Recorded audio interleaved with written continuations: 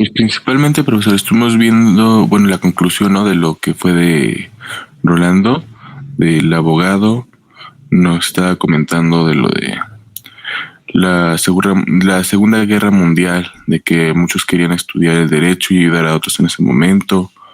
El abogado ya estaba más definido en la época moderna y que incluso ya sacudía al abogado como consultor.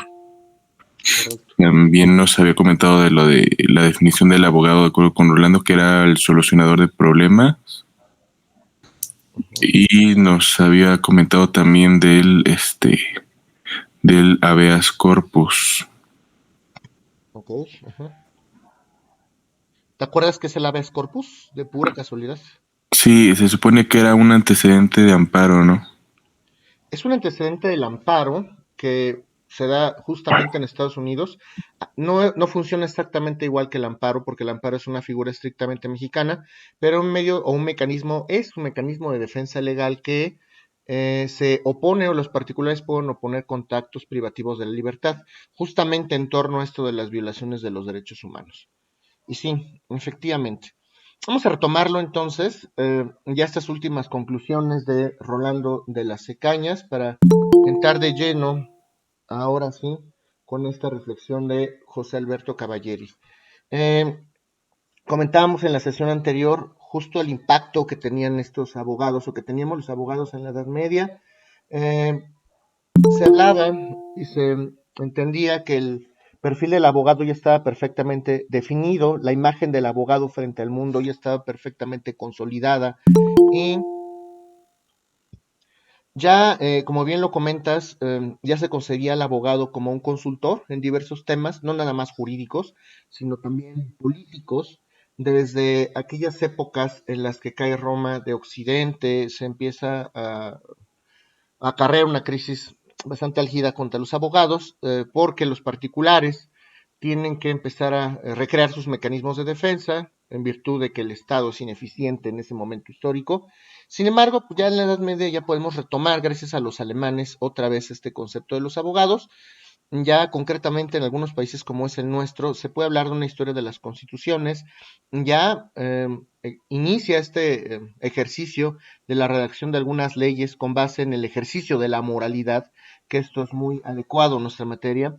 Se consolida entonces la concepción del abogado como una persona intelectual, en donde se aplican los conocimientos por parte del abogado de manera económica, de manera política, antropológica y por supuesto jurídica.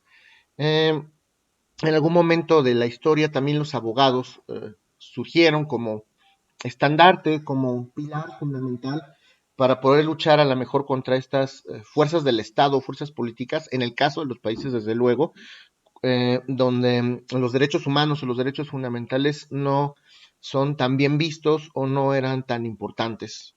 Desde luego, en nuestro país sí lo son. Y eh, pues por supuesto que el abogado ya se posiciona otra vez como una figura de respeto, ya el derecho se vuelve o se convierte en una disciplina científica. Comentábamos también que el derecho es una ciencia, naturalmente porque tiene un objeto de estudio y ese objeto de estudio es la conducta del hombre en sociedad. Esta conducta del hombre en sociedad se estudia de una ciencia auxiliar que es la famosa sociología jurídica. Se busca entonces que el abogado cumple una función social, una función política, una función jurídica, una función hasta económica, justo para apoyar en el desarrollo de estos cambios sociales que vivimos momento a momento. Entonces, pues el derecho, también se los comentaba, es una de las profesiones más antiguas del mundo y el abogado es un engrane bastante importante en nuestra. Buenos días, Daina, no te preocupes. El derecho entonces cobra un papel preponderante ya en nuestra sociedad porque desde el punto de vista científico va a regular ese recto comportamiento de los seres humanos. Los especialistas ya en leyes ya no nada más estudian derecho, se dedican al estudio de otras áreas del conocimiento, que eso es parte de lo que estudiaremos el día de hoy. Y por supuesto que estas disciplinas tendrían mucho que ver con el contexto histórico que estamos viviendo o que se vive en un momento dado. No es, vaya, las materias o la tira de materias que se estudiaban por parte de los abogados hace 100 años no es la misma que la que hoy se estudia. Si se dan cuenta, hoy las tiras de materias de la abogacía pues son integrales, ya no nada más refieren estos temas estrictamente jurídicos, no nada más se trata de hablar de procedimientos, también una formación integral por parte de este profesionista. Sin embargo, cada civilización contaba con el apoyo de un jurista, se asumía que estos juristas, pues por supuesto, tenían un eh, papel como conocedores, como sabios. Contábamos también de Andrés Lira, aquí concretamente en la Nueva España, cuando todavía era Nueva España, qué tipo de leyes regían en el momento en que existía la Nueva España, contra qué tipo de conflictos o en qué tipo de procesos litigaban estos abogados. Defendían a los españoles, claro que sí, defendían a los indígenas contra algunas injusticias que se cometían en un momento dado. Sin embargo, pues gran parte de los abogados daba preferencia a los intereses de la corona, daba preferencia a servir y a posicionarse adecuadamente en el Estado o en el rey español, en el rey de España, porque era lo más importante en ese momento. Entonces, ahí, en ese contexto histórico, lo que se pretendía era proteger a la corona de las poblaciones indígenas. Se asumía que las poblaciones indígenas eran los intrusos, cuando en realidad, pues no era de esta manera. Sin embargo, pues se trataba de evitar a toda costa, aunque existía la violencia, las torturas, estas penas inusitadas que por supuesto que se daban en gran medida en la Nueva España. También se protegía el Evangelio, se protegía los intereses de la Iglesia, todavía no existía esta separación tan marcada entre Iglesia y Estado, y los abogados entonces ya se asume que no nada más tienen un fin jurídico, una finalidad política, una finalidad social, sino también tienen una finalidad espiritual y por supuesto recalco lo económico, que este poderío es lo que se buscaba en gran medida. Gracias a esta conquista de América entonces, pues se desarrollan en gran parte estas guerras españolas, en España propiamente, no aquí en Nueva España, y pues se pretende extender el cristianismo todavía en nuestra época. Recuerden que estamos hablando 1528, 1531, todavía estaba muy arraigada esta religión católica que si bien sigue vigente, en ese momento estaba a su máximo esplendor. Entonces, se pretendía expandir el cristianismo. eh, los abogados en ese momento pues, se preocupaban más por tener un momento de fama o de gloria, deseaban entonces conquistar tanto los españoles como los profesionistas del derecho en ese momento, en cuanto a poderío se trataba. Luego viene Francia, 1789, que es lo que platicábamos con esta Revolución Francesa, flexibiliza bastante este tratamiento que nosotros como seres humanos podemos concebir respecto de nosotros bajo los estándares de igualdad, fraternidad, libertad, igualdad, fraternidad. Los franceses hacen su propia revolución en contra del rey Sol. En España, concretamente Carlos III, se trata de abolir, porque hablábamos de un gobierno absolutista, hablábamos de un despotismo, pero ya a nivel mundial definitivamente pues los abogados retoman esta concepción, ahora sí, en torno a los derechos humanos. Si nosotros como seres humanos no podemos darnos esa importancia como raza, como género, como humanidad, pues entonces quiere decir que estamos muy mal porque no nos damos este valor o no nos atribuimos este valor. ¿Y quién lo va a hacer entonces? Jaime Arenal entonces comentaba en sus famosas crónicas que justo después de la Revolución Francesa viene una ruptura académica. Después de ello, pues, los abogados obviamente tienen que adaptarse al momento histórico. Hay una batalla justamente gracias a este tipo de conflictos armados, este tipo de revoluciones, hay una batalla por la supervivencia y entonces otra vez volvemos a tener esta visión del abogado que es oneroso en cuanto a sus servicios. Es difícil pensar entonces, fíjese cómo se repite históricamente este fenómeno, pensar en que un abogado podría entonces pues apoyarnos. Además, la carrera de los abogados, al ser un oficio de antigua profesión o divulgación, pues también refiere no un acceso fácil a estas academias, se necesitaba un gran bagaje cultural, se necesitaba una aptitud, lo vamos a ver hoy, un perfil perfectamente determinado en cuanto a la oratoria, la argumentación, la retórica. Y en América Latina, finalmente, hablar de abogados, referirse a lo comentábamos, pues a los doctrinarios, a lo mejor a los jurisconsultos, a aquellos conocedores del derecho, a aquellos peritos que son expertos en un arte, en una ciencia, en una profesión, por supuesto que a los jueces y a los abogados, y es en esta etapa moderna justamente cuando empiezan a cobrar preponderancia estos códigos de ética y estos códigos deontológicos. El abogado entonces comienza a especializarse por materia, es autorizado por parte del Estado para ejercer propiamente esta ciencia del derecho, y esto con total independencia de las actividades que se tengan en cuanto o en torno al litigio. El abogado va a ser concebido como un experto en litigio, un experto en la argumentación, y incluso hablábamos de esta historia de los colegios, de los notarios, de los colegios de los jueces, de algunas barras de abogados, como pueden ser los litigantes en un sector concreto. Finalmente, ya el abogado se posiciona así como un profesional del derecho, donde además para ejercer necesitaría contar con un permiso especial del Estado, un título emitido para poder obtener una cédula con efectos de patente en forma, pero además ya se empieza a, desde el punto de vista moral, que recuerden que no es obligatorio, pero ya se empieza a ver mal si un abogado no forma parte de algún colegio de abogados. Comentábamos que en algunos otros países sudamericanos, como es el caso de los colombianos, de Venezuela, de Ecuador, se les conoce a los abogados como doctores, y doctores no precisamente porque son conocedores de las ciencias médicas, sino doctores como doctos de algún tema, como profesionales. Doctorado viene justamente del que sea uno docto, profesional, adiestrado o experto en alguna materia. Entonces, a los abogados se les conoce actualmente todavía como doctores porque se asumen que son perfectamente capaces y perfectamente conocedores. Entonces, pues las universidades, obviamente desde el siglo XIX, además que hay algunas ya con autonomía propiamente dicha, expiden los títulos a estos profesionales del derecho. Y pues las conclusiones de este autor, justamente de las cañas, derivado justamente de este ejercicio, de este estudio eh, que plantea este señor, pues para empezar, los juristas o los abogados son concebidos, como ya lo había dicho Proyecto, como solucionadores de problemas. Se trata de que los juristas corrijan todo ese tipo de disfunciones que existen en nuestra sociedad, que diriman los conflictos que existen entre los particulares.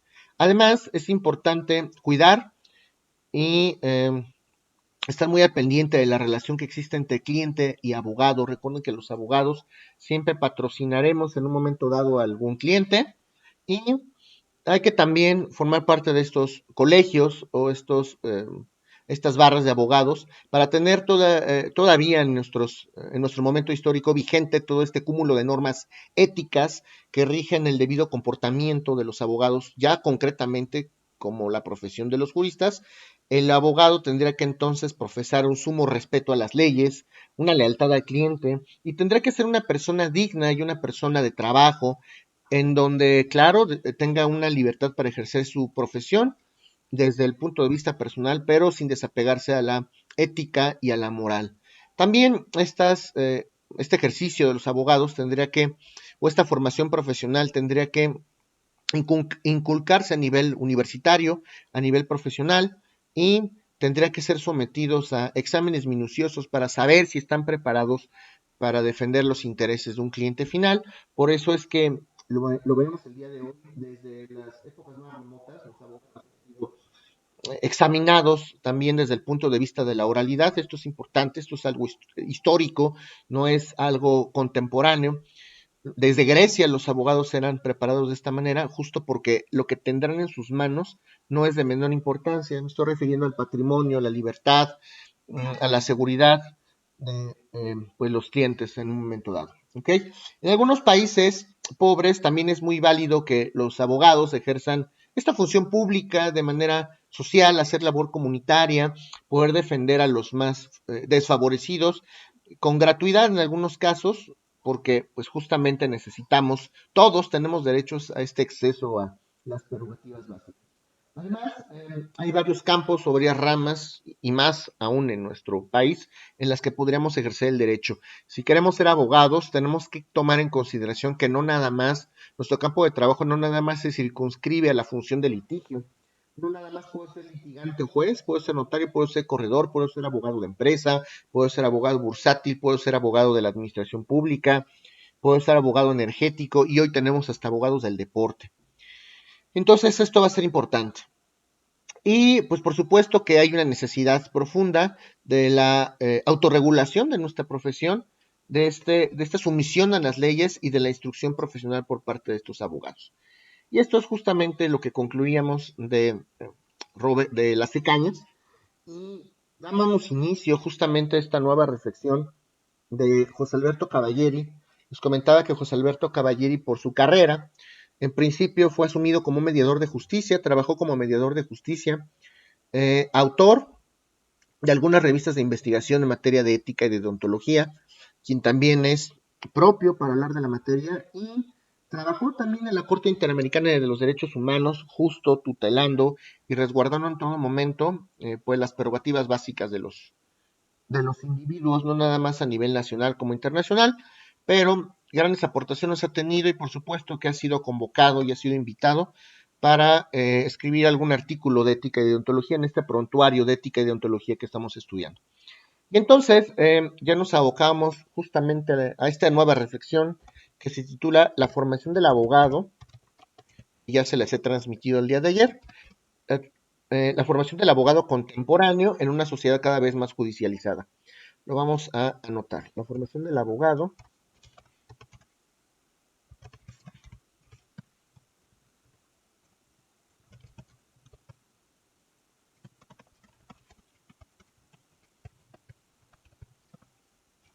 La formación del abogado contemporáneo en una sociedad cada vez más judicializada de José Alberto Cavalleri.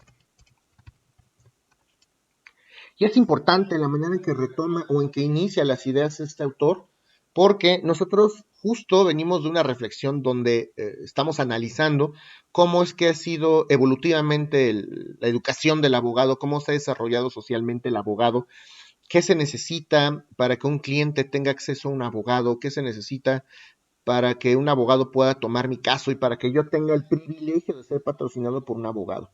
Sin embargo, Cavalleri lo enfoca y nos da un contexto totalmente inverso en el que nosotros como abogados ahora somos parte de un mercado en el que hay bastantes abogados y eso es un problema, porque sí, en efecto hay bastantes personas que ya quieren estudiar derecho en vez de otras disciplinas. En el caso de nuestra licenciatura, pues estamos hablando no nada más de una licenciatura en derecho, sino también de una licenciatura en materia de criminología. Sin embargo, pues está presente en todo momento esta formación jurídica, que es a lo que nos tenemos que abocar justo en estas sesiones. Sin embargo, pues al haber un exceso de estudiantes o un exceso de abogados en nuestro mundo contemporáneo, necesitamos saber contra quién estamos compitiendo, qué necesitamos tener, qué perfil, qué características profesiográficas e intelectuales, morales, éticas necesitamos tener como abogados, necesitamos gozar como abogados para poder ser aptos. Ahora nosotros tenemos que ser aptos, debemos tener estas posibilidades, este conocimiento además, para poder tomar algún caso en particular. Y Cavalleri empieza a asumir una reflexión justo en torno a estos cambios sociales que hemos vivido momento a momento. Ya nos podemos contextualizar en una sociedad ya donde las necesidades no son las mismas que hace 100, 200, 500 años.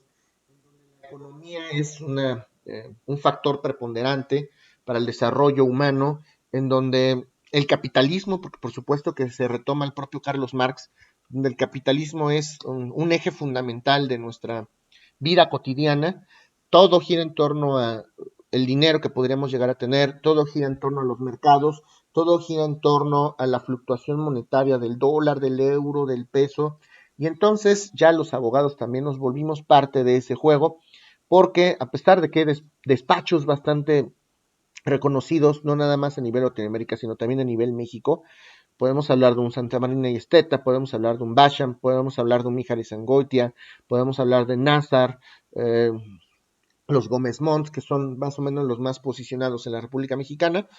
Pues así como hay estos cuantos, que son en realidad pocos, ¿cuántos despachos hay en realidad? Pues que son medianos o son chicos. Y pues quién los contrata, qué tipo de asuntos llevan. Por lo general estos abogados se anuncian, o este cúmulo de buffets se pueden anunciar además se ha visto carpas, se han visto anuncios, hasta o pinturas hasta en los muros, cual si fuesen políticos. Y bueno, esto era muy común, o es muy común todavía en Norteamérica, en Estados Unidos, los abogados se publicitan en carteles, los abogados se publicitan en noticieros, hasta en comerciales. Si ustedes ven la televisión, es muy común que vean ustedes algún comercial donde algún abogado se está promocionando para que sea contratado. Pero aquí no, en México tenemos una dinámica totalmente distinta. Gracias a este eh, semblante o esta herencia del capitalismo que dejó Carlos Marx, ahora nosotros nos tenemos que adaptar al mercado, necesitamos hablar de nuevas condiciones, pero algo fundamental, a pesar de que vivimos en una sociedad dinámica, a pesar de que vivimos en una sociedad con necesidades económicas y políticas que no, que por mucho no nos podemos desdeñar, como es el caso de la situación política, como es el caso del tema político y del tema económico, siempre vamos a tener como abogados un común denominador. No hemos perdido eso, y me estoy refiriendo otra vez a la justicia. Los abogados, a pesar de haber tenido muchos cambios históricamente hablando, a pesar de haber sido concebidos desde muchos puntos de vista, hoy por hoy seguimos teniendo la famosa bandera y el famoso estandarte de la justicia. Por eso, y de ahí que los abogados sigamos en gran medida siendo considerados como personas hasta cierto punto axiológicas, trabajar estos valores propios como la justicia, como la equidad, como la libertad, pues no es una cuestión que esté desapegada todavía de nuestra realidad. Al contrario, si nosotros hablamos de un despacho de abogados, pues es hablar de justicia, es hablar de defensa de derechos, es hablar de equidad, es hablar de una persona, de un cúmulo de personas que no tienen las posibilidades para defenderse por sí mismo, y por supuesto un abogado tendrá que tomar las riendas del asunto para poderlos posicionar. Eh, Curiosamente, y hagan el ejercicio, esto es bastante interesante. Si ustedes preguntan a cualquier civil, a cualquier persona en la calle, ¿qué opinas de la justicia? ¿Crees que existe la justicia? ¿Qué les van a responder? Pues la justicia es una idea muy bonita, la justicia es una idea romántica, la justicia la podemos leer en los libros, pero en la realidad justicia no. En la realidad la justicia es la que quieren hacer los políticos, en la realidad la justicia es corrupción, en la realidad la justicia es darle dinero al juez, en la realidad la justicia es darle dinero al Ministerio Público para que no me detengan de manera ilegítima. Y eso es lo que opina el sector, y nosotros como abogados lo sabemos además, que eso es lo más interesante. Sin embargo, si ya en una plática informal con un abogado, con un estudiante de derecho, nosotros preguntamos, sobre todo en los primeros semestres de la licenciatura, que es totalmente común, oye, ya en serio, ¿tú qué opinas de la justicia? ¿Sí crees que exista o no crees que exista? Pues yo sí, y sí, y ya me ha pasado también en los primeros semestres, si yo pregunto, por ejemplo, en los primeros semestres, ¿y ustedes por qué están aquí? Pues es que yo tengo un asunto así, ya sabes, pero yo quiero hacer justicia, yo quiero hacer mi propia justicia, yo quiero aplicar, yo quiero defender de las injusticias, injusticia, injusticia. Entonces, tenemos, sobre todo como abogados, a pesar de que somos los más conscientes de que la justicia pudiera ser una idea romántica que socialmente ya esté plenamente desdeñada, nosotros mismos, vaya de fondo, dentro de nuestros pensamientos más íntimos, todavía seguimos creyendo en la justicia, seguimos creyendo en esta justicia, en este valor fundamental. ¿Qué opinan ustedes en ese sentido? Es importante escucharlos. Ustedes, digo, creo que están perfectamente documentados qué es lo que sucede en nuestra realidad. Creo que vivimos en un mundo, en una sociedad mexicana donde ya estamos desmoralizados, estamos tristes, estamos frustrados y hasta enojados justamente por las decisiones que se toman en algún sector en particular, etcétera. Sabemos que la sociedad ya no cree en la justicia, ya no cree en las instituciones en gran medida. No todos, obviamente, no voy a generalizar, pero el gran cúmulo de la población, haciendo un análisis pormenorizado, oye, ¿tú crees en las autoridades de gobierno? ¿Crees en los jueces? ¿Crees en los ministerios públicos? ¿Crees en la impartición de justicia adecuada? Les van a decir que no, y a lo mejor ustedes en alguna medida lo creen, o por hacer empatía, pues pueden dar pie a esta conversación, decir, sí, es que hay muchos defectos y todo esto, pero es que depende. Y nosotros como abogados, además, estamos inmersos total y absolutamente en esta conversación. ¿Quién mejor que nosotros que vive día a día el batallar con estas instituciones, en batallar con los jueces, en batallar con las secretarias de acuerdos, con los empleados molestos del archivo, que siempre te ponen una cara y te tardan 3 horas, etcétera? Nosotros lo estamos viendo de cerca y a pesar de eso todavía tenemos una fe, un poco de esperanza, porque sabemos que nosotros algo podemos hacer con el conocimiento que tenemos. ¿Qué opinan de esto? ¿Ustedes sí siguen creyendo en este tema de la justicia a pesar de o no? ¿Qué opinan? Buenos días, maestro. Buenos días. Pues mire, esto del tema de la justicia sí es muy complicado, porque pues para una persona de ingresos económicos no muy altos, pues es muy difícil acceder a un abogado. Y para poder acceder a la justicia, pues se necesita de un abogado, porque pues si quieren hacer sus trámites con abogados de oficio y que son de parte del gobierno, pues no les hace nada. Sus trabajos se los dejan ahí pendientes o no le ponen interés porque no están cobrando. Entonces sí es muy complicado, maestro. Por eso la sociedad pues ya no cree en la justicia.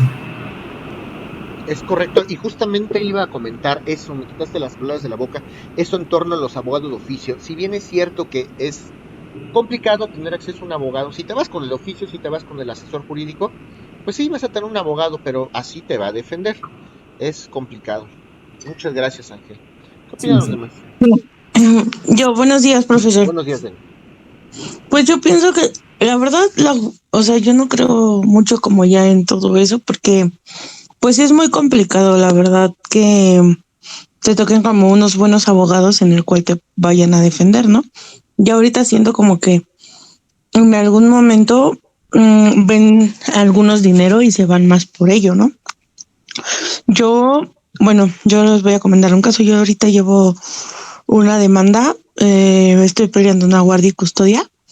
Y la verdad es que, pues han pasado, en el trayecto llevamos un año en todo ese proceso y ha sido muy tedioso, muy complicado. Al abogado se le ha estado dando dinero, o sea, continuamente.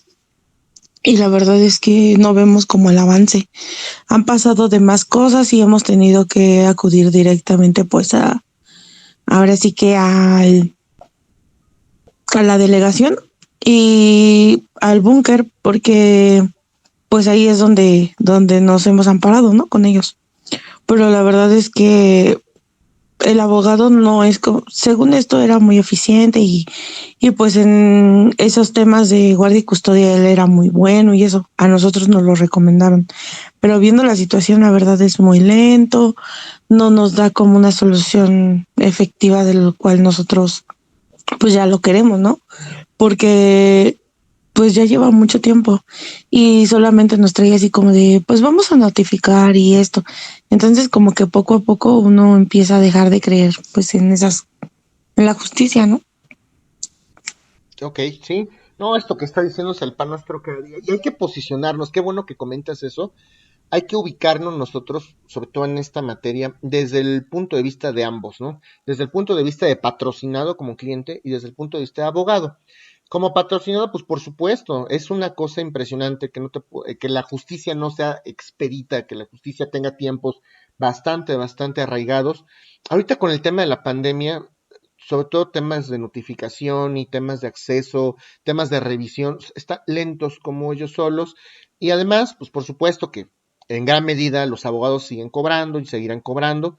Y pues habrá que ver en qué medida es, porque no es que sea culpa de uno solo, en qué medida es culpa de las instituciones, en qué medida es culpa del abogado, en qué medida el abogado no ha sabido aterrizar debidamente el asunto, etcétera. Aquí muchas situaciones.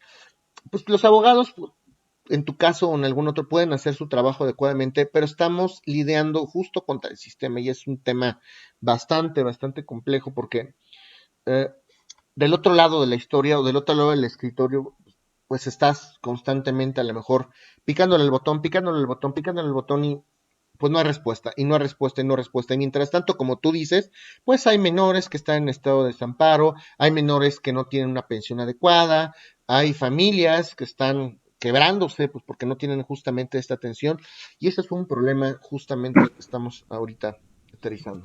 Perdón, Ima. Exacto. Lo único, bueno, yo he estado pensando así, pues sí, o sea, los procesos y más ahorita por la pandemia, pues sí están muy complicados, ¿no?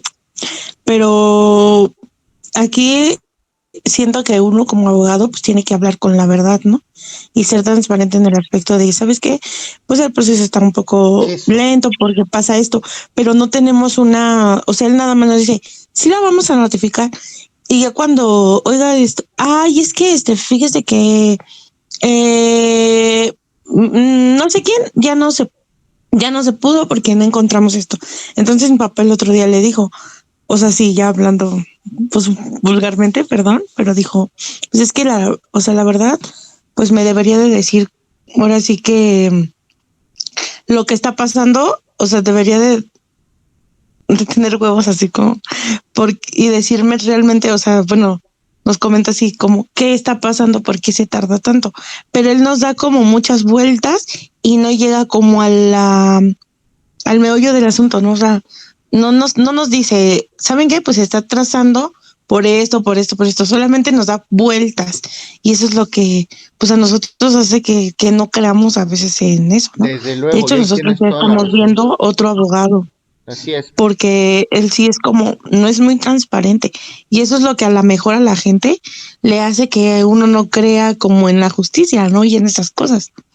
Desde luego, y ahí sí, en lo que tienes un punto bastante y lleno de verdad, es que los abogados debemos ser transparentes justo con el patrocinado. Por supuesto que sí. Oye, la situación está complicada. Ahorita en pandemia hay un solo actuario que está notificando, entonces se tarda mucho, y entonces me ha dado citas, y entonces mira, y te mando evidencia. Pero esa comunicación, que es justo lo que hablábamos con las cañas, esa comunicación que hay entre abogado, cliente, cliente, abogado, es lo que no podemos dejar de lado. Es justamente uno de los puntos fundamentales de la lectura anterior. Y eso tienes toda la razón. Si la situación está complicada, pues, y yo estoy poniendo mi patrimonio, o estoy poniendo mi asunto a manos de alguien más, pues lo menos que esperaría es justamente que pues hablara con la verdad de manera honesta cómo es que van las cosas. Por supuesto que sí, y eso nos hace decepcionarnos entonces de estas ideas, o de este concepto, o de este valor propiamente de la justicia.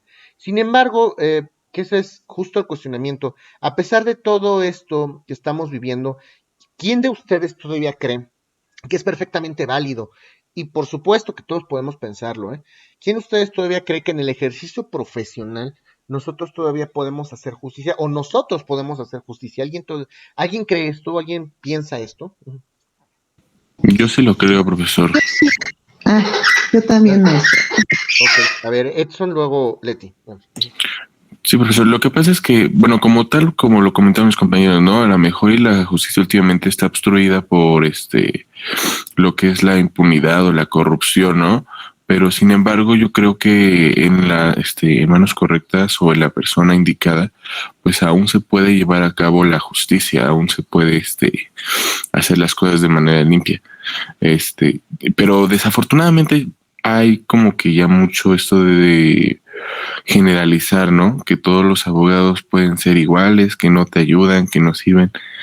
Y sin embargo, yo creo que no sé, poner un ejemplo de los 4,000 abogados que existen, al menos unos 300, quizá más, pueden ser los que aún buscan apoyar al ciudadano, pues como lo vimos, ¿no? Incluso en clase pasada, pues la responsabilidad del abogado está con el cliente, pues sí, con el cliente. Entonces hay algunos que yo creo que aún se dedican en darles pues su acceso a la justicia y y principalmente en eso, en ayudarles. Por supuesto, coincido. Yo creo que también todos podemos hacer nuestra justicia si conocemos las leyes, si nosotros mismos somos los que sabemos cómo funciona el sistema, pues es lo que podemos hacer, poner nuestro granito de arena y tratar de que las cosas se hagan bien. Leti, perdón. Gracias, maestro. Buenos días. Buenos días. Sí, Yo, cuando usted empezó a comentar que, pues, más en los primeros semestres se daba mucho de pues, la justicia que uno quería o por los casos que uno tenía, bueno, sí, yo comparto esa idea porque de esa manera me empezó a dirigirme sobre esta carrera del derecho, ¿no? Para ver las injusticias, porque el mundo está lleno de injusticias, pero está lleno de injusticias también porque tenemos ignorancia, porque no conocemos, porque no leemos, porque no nos apegamos a desarrollarnos y a aprender y a saber. También creo que hoy en día, bueno, conforme voy en este camino aprendiendo, también considero que hay jueces buenos, que hay jueces que pueden tomarlas, por decir, como nos decía, las virtudes morales cardinales de perfección de la voluntad, que son la prudencia, la templanza, la fortaleza, la justicia. Creo que en muchos casos son tocados, por supuesto, al fin son hombres, son humanos, ¿no? Y tienen, pero yo creo que basados o con base en apegarse a que ellos tienen que tener esa templanza para no dejarse corrompir, pues así como hay buenos, hay malos, hay negro, hay oscuro, o sea, hay claro, hay oscuro. Sí considero que si hay justicia, yo creo que sí hay que batallarle o encontrar a las personas indicadas o nosotros mismos ir haciendo ese camino, ¿no? Para poder, pues hacer justicia. Sí creo que hay mucha corrupción, lo creo, que hay mucha gente que ha perdido la esperanza en las mismas autoridades, en los mismos abogados, en los mismos jueces, lo entiendo, pero también sé que hay buenos. Claro, Ese no, no, sería. no. Correcto, muchas gracias, Leti. Bastante importante lo que estás comentando. Yo también lo creo. Coincido yo también que todos, a pesar de que estamos viviendo un momento histórico en el que podemos asumir que no existe la justicia, nosotros mismos somos los que hacemos o no hacemos justicia. Y por supuesto que está la parte humana, eso me gustó mucho, el tema de las virtudes cardinales y el tema de la humanidad por parte de los profesionistas. Y es cierto, pues, hay abogados y hay jueces, como lo estás comentando, que tienen esa parte todavía, pues rectitud, no podemos asumir que todas las personas son iguales. Y justo por eso platicábamos de esta reflexión de Alberto Cavalleri, porque cuando pensamos en el abogado, pensamos en un contexto en el cual ya nos imaginamos una película y un litigio y un juez que puede ser justo o no, que puede ser corruptible o no corruptible. Sin embargo, pues, ¿qué se necesita para llegar ahí y qué otros campos de oportunidad existen en la materia del derecho y qué se necesita para llegar ahí además? Por otro lado, justo esta reflexión nueva retoma esta idea de justicia, que es lo que estamos comentando, retomando el concepto justo de Ulpiano de justicia contra se perpetua sunt cuique tribuendi, que es la justicia es esa constante y perpetua voluntad de dar a cada quien lo suyo. Se retoma esta idea en este ejercicio y entonces nosotros propiciamos o nosotros favorecemos o somos un engrane para que cada una de las personas que requieren o le tocan la puerta al Estado para recibir justicia reciban lo que realmente les merece.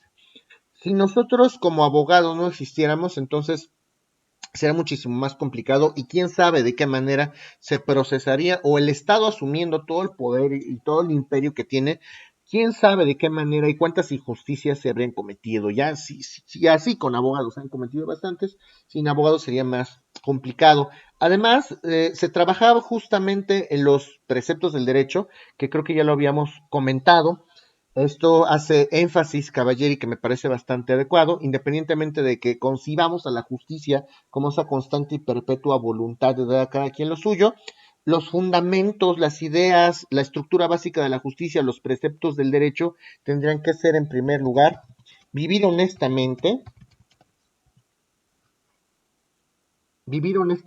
no dañar a otros y dar a cada quien lo suyo.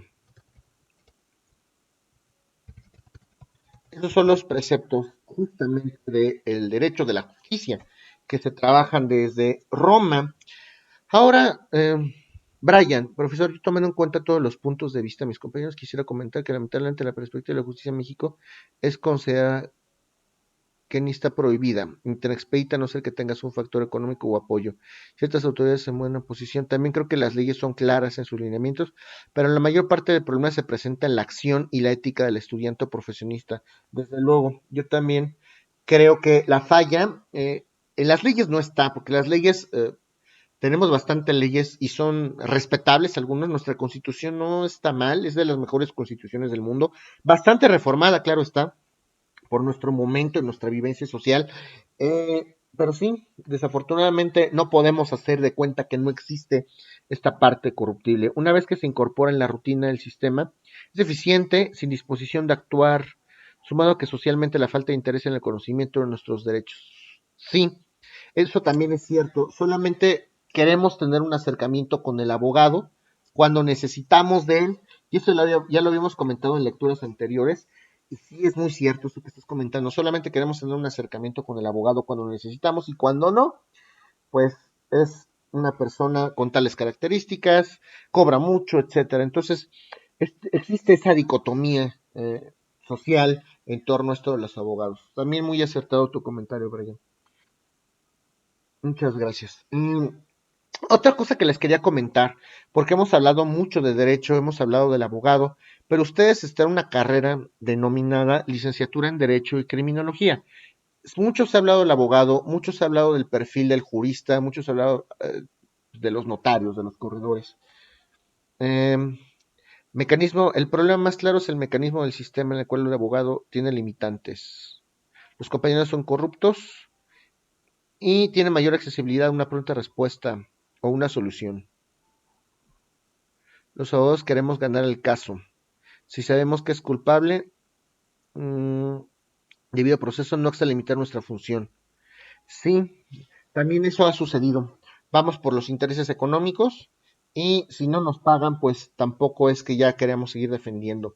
Que eso no es leal, por supuesto al cliente, y eso es un dilema ético bastante delicado. Además, no es leal a los clientes, pero también esa lealtad cliente-abogado está de pensarse, porque hay clientes que también, como justamente por esa problemática que estás comentando, que solo se le llama al abogado cuando es necesario, y además ahora ya es al revés, ahora parece que en algunos casos, no en todos, el abogado es el favorecido porque le dieron un asunto, y pues hay una contraposición y hay una eterna discusión y un eterno forcejeo entre el cliente y el abogado. Eso es lo que se ha provocado, y por supuesto que eso genera incertidumbre, injusticia y corrupción. Coincido contigo, Abraham. Por supuesto que sí.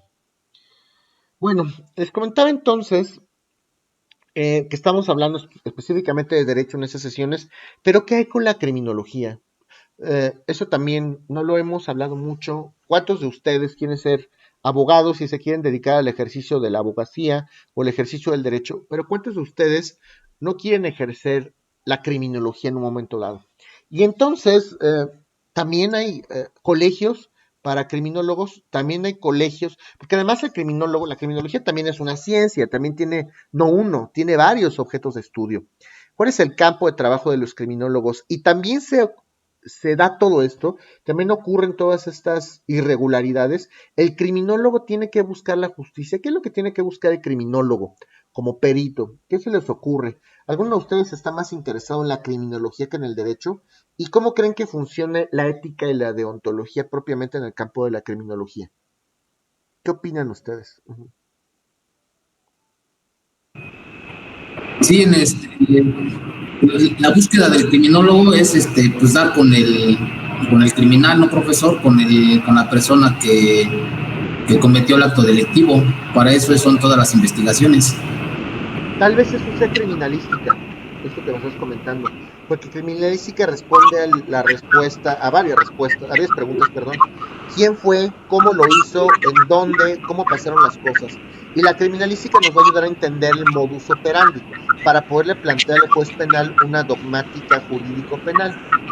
Pero, concretamente, el criminólogo estudia al criminal, a la criminalidad, al crimen, para poder entender cómo piensa el criminal, para poder entender quién es el criminal desde el punto de vista biológico, desde el punto de vista interaccionista, desde el punto de vista social. ¿Para qué nos sirve entender al criminal? Pues para seguridad social, para hacer programas preventivos. En ese sentido, y les pregunto, si la labor del criminólogo propiamente es entender al criminal, estudiar al criminal, entender cómo se desarrolla el criminal, entender desde el punto de vista de las principales corrientes o escuelas criminológicas, entender justamente por qué el criminal comete un delito, de qué manera en el ejercicio profesional del criminólogo se aplican o tienen cabida estos criterios de la ética y de la deontología. Profesor, yo creo que ahí entraría la parte de la política criminal que como, bueno, se supone que el criminólogo estudia el porqué y demás del criminal. Ah, bueno, entonces también busca prevenir al criminal. Por eso, de acuerdo a la política criminal, pues es buscar estudiar eso, ayudar a las personas a tomar otros caminos. Y en esa parte es donde siento que entraría más, como usted lo decía, esa parte ética y deontológica, en darles pues un punto de vista diferente, ¿no? De lo que, justo lo que hablábamos hace rato, de lo que puede ser la justicia, que sí puede haber, y viendo un cambio, pues las cosas pueden ser diferentes y puede haber una prevención al delito y al delincuente. Por supuesto, y un comentario aquí interesante es, el criminólogo, a diferencia de muchos peritos en torno a esto de las ciencias periciales, difícilmente va a ser convocado por parte de un ministerio público, difícilmente va a ser convocado en una audiencia de índole penal en este nuevo sistema penal acusatorio, difícilmente va a ser convocado el criminólogo, porque el criminólogo hace más las veces de investigador, hace más las veces de docente a veces, hace más las veces de ponente, tanto en conferencias nacionales como en conferencias internacionales, hace más las veces de un investigador de campo en las prisiones, en los reclusorios, para saber, pues, por qué se delinque, quién es el delincuente en realidad. Y tratamos de entender al delincuente desde el punto de vista médico o biológico. La Escuela de la Criminología Clínica, por ejemplo, bastantes han pensado en que hay que analizar. Al principio, en la vieja criminología, se estudiaba a los enfermos mentales y se pensaba que esos enfermos mentales pues prácticamente eran delincuentes. César Lombroso, Rafael Garófalo, todos estos señores de la vieja escuela que asumen que todos por naturaleza, todos los seres humanos, algo tenemos de delincuente y que además esta idea famosa del delincuente atávico, como el propio Lombroso, todos por nuestras características podemos tener perfil, etcétera. Pero nos abocamos a estudiar concretamente quién es el delincuente, por qué delinque, quiero terminar de entenderlo, y si para eso tengo que irme a un reclusorio, a un hospital psiquiátrico, si para eso tengo que irme a una escuela, si para eso tengo que hacer estadística, trabajar justamente a través de la estadística criminal, entonces pues necesitamos encontrar cuál es la solución a todo esto. A ver, por aquí tenemos un comentario de Ambram, justamente, aquellos que tienen una visión clara y ética, pero una vez encontramos el sistema 10 de cal para que totalmente de acuerdo. La criminología no servía para brindar un apoyo al criminal y evitar que pase a ser víctima por no recibir este apoyo y encontrarse en desatención. Entre otras cosas sí, por supuesto. La criminología es una ciencia multidisciplinaria. Además de tener varios objetos de estudio, queremos entender al criminal depende si de la escuela o la perspectiva y el punto de vista desde el cual lo queremos ver. Si hablamos, por ejemplo, de criminal desde el punto de vista de la criminología clínica, pues lo que queremos hacer es entender y tratar al paciente, al criminal como un paciente, ¿no? La palabra clínica viene de cliné, que significa el lecho del paciente. Hay que tratar de ayudar al paciente desde el punto de vista médico. Esta criminalidad o este fenómeno del crimen se puede dar por algún padecimiento somático del cuerpo. Hay ciencias auxiliares como la propia medicina, como la endocrinología, etcétera, o también lo podemos aterrizar desde el punto de vista mental, alguna enfermedad, algún trastorno mental, algún trastorno obsesivo compulsivo, alguna patología como una esquizofrenia, etcétera, ¿no? Y queremos, claro, apoyarlo para reinsercionarlo a la sociedad. Otros más se dedican a estudiar al criminal desde el punto de vista de la interaccionista, por ejemplo, desde el punto de vista de su ambiente, dónde se desempeñan, con quién vive, quién es su papá, quién es su mamá, quiénes son sus amigos, quiénes son sus vecinos, y pueden entender por qué funciona así. Otros más, como el propio Quetelet, dice, a ver, pues en diversas épocas del año los criminales van a cometer, por ejemplo, en invierno se cometen más delitos de índole patrimonial, porque todo el mundo está en sus casas, en verano se cometen más delitos violentos, porque todo el mundo sale, y se trata al final del día de entender quién es y cómo podemos, pues sí, ayudarlo en parte, pero sobre todo, que esa es una de las grandes aportaciones de la criminología, sobre todo prevención social, disminuir el fenómeno delictivo. Si bien es cierto que es imposible, por lo menos hasta nuestros días, es imposible suprimir en su totalidad el fenómeno del delito, por lo menos saber cómo le hacemos para poder controlarlo, para poder disminuirlo. Para eso sirve. Entonces, realmente el campo y el ejercicio profesional del criminólogo es estudiar, es investigar, hacer estudios de campo. Al criminólogo, repito, difícilmente le llamarán a una investigación en una fiscalía. Al criminalístico sí, porque el criminalístico tendrá que determinar, a ver, yo tengo que llamar al perito en fotografía, yo tengo que llamar al médico forense, al químico forense, al dactilóscopo, al grafóscopo, ellos sí, pero al criminólogo no. El criminólogo es, voy a estudiar al delincuente a fondo para poder aportar algo a la sociedad, para poder ansiar o concluir o alcanzar esa seguridad, esa paz social en cierta medida que tanto queremos. Entonces, pues realmente en cuanto a ética, en cuanto a ejercicio profesional, no se asume que los criminólogos podamos estar tan viciados, podamos ser tan corruptibles, podamos estar tan tachados o tan estigmatizados como en un momento dado lo pueden ser los abogados. Los abogados sí están en el ojo del huracán, ellos sí están en un foro, en un tribunal, defendiendo a un criminal, en una burbuja al lado del Ministerio Público o del asesor privado, qué sé yo. Nosotros sí provocamos que sucedan las cosas. Por eso es que es menester dar un poco más de peso a esto. Sin embargo, no quiere decir que el criminólogo pues no tenga que estar supeditado a este tipo de colegios, a este tipo de instituciones o este tipo de, no hay barras propiamente, pero este tipo de organismos o instituciones donde también se debe de profesar, como en todo de ontología, un código justo de la debida actuación del criminólogo, sobre todo aquí en México. No sé si tengan algún otro comentario en torno a esto de la criminología.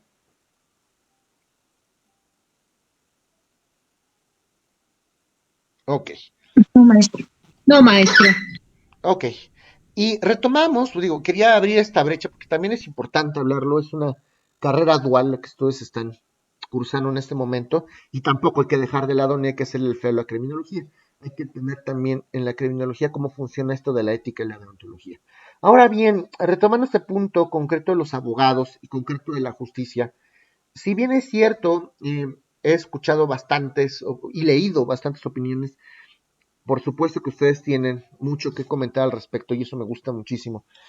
El tema es, si nosotros al final del día somos los que de nuestra manera, desde nuestro punto de vista, queremos profesar o queremos inculcar o queremos hacer valer esta justicia en favor de algún patrocinado, ¿qué no se supone que el abogado para hacer justicia es el que tendría que evitar un posible conflicto en el futuro? Dicen por ahí, creo que ya lo han escuchado, dicho vulgar de abogados, más vale un mal arreglo que un buen pleito. ¿Qué no se supone que tendría que ser así? ¿Qué no se supone que el abogado, en la medida de lo posible, lo que tiene que hacer, como históricamente lo hemos estudiado, es ser un solucionador de problemas? Solucionar un problema no significa necesariamente un proceso. ¿Qué pasa si los señores, pues, solo querían hablar, pero no tenían acceso, les daba pena o estaba ríspida la relación porque se separaron y no sabían? A lo mejor el abogado puede ser un mediador adecuado, sin hablar propiamente de un mediador como método heterocompositivo de solución de conflictos, vaya un mediador entre las partes. Si se puede hacer esto, pues está bien, digo. El problema, como lo han comentado, como lo dice el propio Abraham, como lo dice el propio Abraham, el problema es que, pues muchas veces los abogados somos los que provocamos o los que detonamos las cosas. Y no nada más a nivel particulares, no nada más me refiero a conflictos de tipo familiar, guardia y custodia. También conflictos con el Estado. Si, por ejemplo, algún cliente, alguna empresa sabe que tiene que pagar sus impuestos, sabe que cometió un error, sabe que tiene que pagar una multa, pues por supuesto que nosotros como abogados conocemos perfectamente el recurso de revisión y conocemos el proceso administrativo, proceso contencioso administrativo, el amparo, todo lo que tenga que hacerse. Pero a ver, ¿por qué no decirle al cliente, pues sí, yo te puedo defender y a lo mejor es viable plantear un medio de defensa ordinario para suspender la ejecución del acto? Sí, te voy a defender y voy a evitar que la autoridad abuse de ti, pero ¿por qué no te acercas al SAT? Que además, esto, híjole, puede ser un arma, pero un arma de doble filo, pero se ha dado, de verdad se han solucionado casos. ¿Por qué no nos acercamos al SAT si finalmente sé que el resultado final es que vas a tener que pagar? Hay una posibilidad entre 100 para que te anulen la multa, o hay muchas posibilidades, pero si sabes que hay poco que hacer, pues en vez de estar todo el tiempo batallando y planteando y dilatando y generando créditos y actualizaciones y recargos, ¿por qué no proteger al cliente y sugerirle, a ver, acércate a la autoridad y a lo mejor podemos conseguir algún estímulo fiscal? Porque sí se da, y eso en gran medida por supuesto que se da. Si nos acercamos a la autoridad, en algunos casos, no en todos, es posible obtener algún estímulo fiscal, es posible obtener. No, ¿qué pasa con la? No, si hay que plantear ahorita mismo el recurso y si no nos vamos al juicio de nulidad y si no nos vamos al amparo directo. ¿Por qué? ¿Qué ese es el meollo? ¿Por qué? ¿Por qué si nosotros podemos parar el problema de pronto? Sí, a lo mejor defenderlo, sí, a lo mejor plantear un medio de recurso, un medio de defensa para poder abrir esa brecha de la negociación. Mira, ahorita no me puedes ejecutar y podemos seguirle de aquí hasta el infinito, ¿eh? El tema es, pues yo no quiero problemas, sé que tengo que pagar, pero lo justo. ¿No quieres? Bueno, entonces sí seguiré impugnando, porque también, tampoco hay que permitir que vulneren o menoscaben derechos del particular. Pero sí es posible hacer esto, tener este acercamiento, no nada más aquí, en los conflictos familiares. Es que a mí me consta que su esposo la vio feo en la audiencia, le estaba diciendo cosas, y yo la vi con, ¿no? A ver, pues eres el abogado. No se trata de ser aquí un chisme, ni se trata de que nosotros nos prestemos. El abogado tiene que ser imparcial totalmente, no se puede prestar ese tipo de situaciones, no puede involucrarse de más, tiene que ser justo, tal como lo habíamos comentado, tiene que ser justo, tiene que ser equitativo, no tendría por qué estar dañando al prójimo, tendría que actuar con profesionalismo, con ética, con respeto, no nada más con su patrocinado, sino también con el contrario. Ese es el dilema que al principio planteamos con Caballería. ¿Alguien tiene algún comentario en torno a esto?